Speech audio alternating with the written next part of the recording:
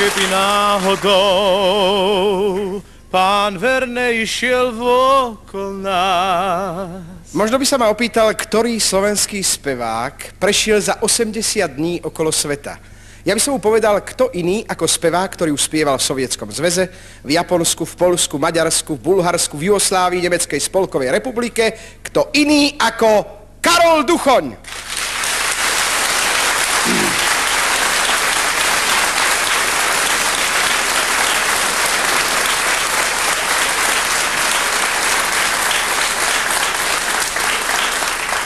Karol, čo nám dnes večer zaspievaš?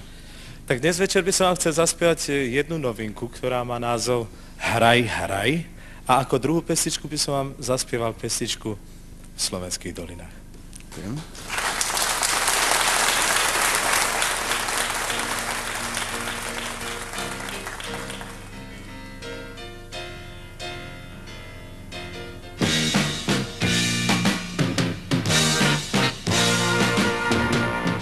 Láska mi vzala spánok, pokoj mojím snom. Kam mi ho vzala, ani netuším. Pesničkou banie Vánok, ticho šumí strom. Spieva jej Vánok do uší. Hraj, hraj, jej pieseň ľúbosnú. Ty len hraj, hraj, nech slzy rýchlo sknú. Hraj, hraj, jej tónom molovým, že je maj, maj, a ja že s ním.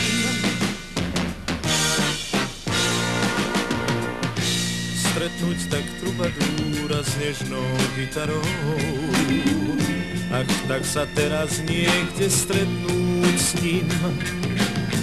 Pevca, čo žiale búra, lásku víta hrou, ja ho len o to poprosím.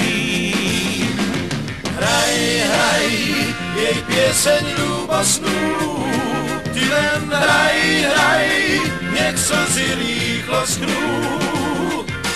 Hraj, hraj, jej tónom molovým, že je maj, maj, a ja že s ním.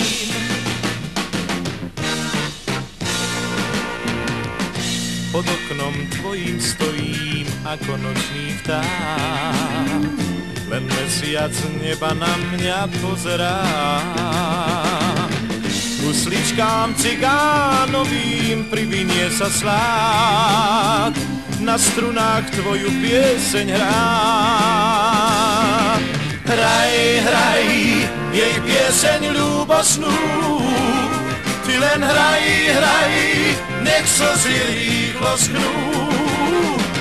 Hraj, hraj, jej tónom molovým, že je maj, maj, a ja že s ním.